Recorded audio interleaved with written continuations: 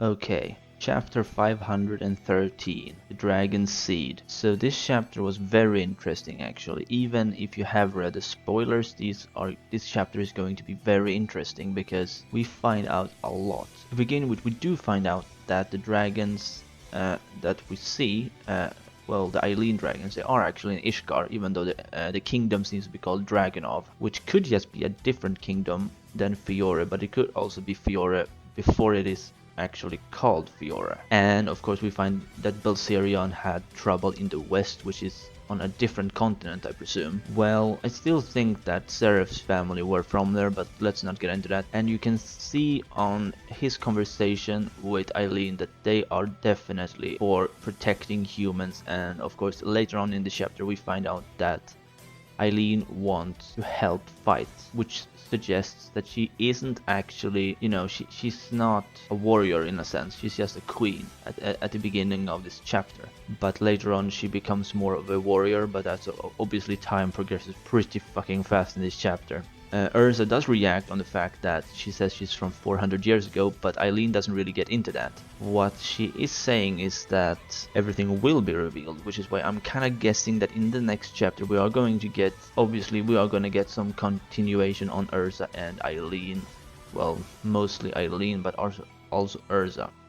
Quite interesting, she also reveals that she is going to get to the interesting part, which includes Wendy, and so I think Wendy is going to find out very soon that she is from 400 years ago, which she probably doesn't know. Not she knows that, but Wendy doesn't know. Okay, obviously, yes, she goes on to explain to Urza and Wendy about the past and how, they wanted to fight the dragons and blah blah blah. And then later on we get a few panels showing a dragon war essentially, and also Eileen kind of showing her enchanting magic to the people. But obviously when she suggests Belserion that she should help them fight, Belserion tells her that there is no way she's coming because she is nowhere near the level of a dragon. Not even if they summon like a battalion would they ever be anywhere close to a dragon's power. So Eileen tells Belserion that she wants him to use his power to give her dragon slaying magic, and that's how dragon slaying magic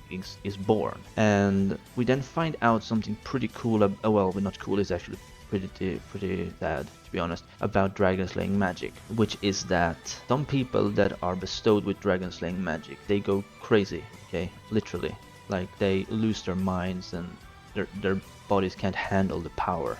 And it is kind of explained that some essentially go on a rampage, which, I mean, it could be kind of where Acnologia is at, but I don't think so, because we also find out that some lose their minds, like their senses go like haywire and shit. And then there's the final sort of branch, if you will, of how it can go wrong.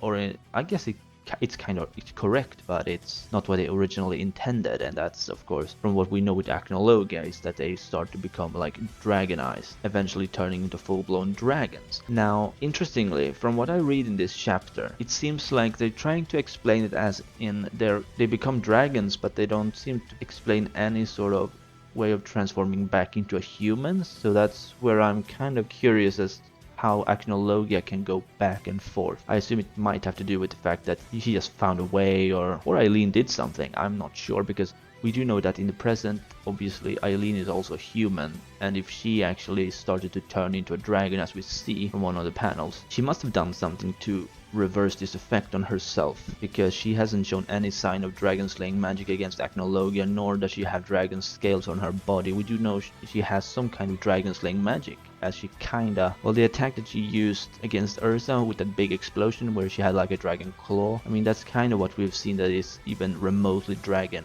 by Eileen. So, I mean, I guess we're gonna find out in either next chapter or a future chapter, because, I mean, there's just no way they're not going to, they're obviously going to reveal it to us very soon. However, we also find out that Ursa is actually in Eileen's womb at the same time as Eileen is growing scales on her skin.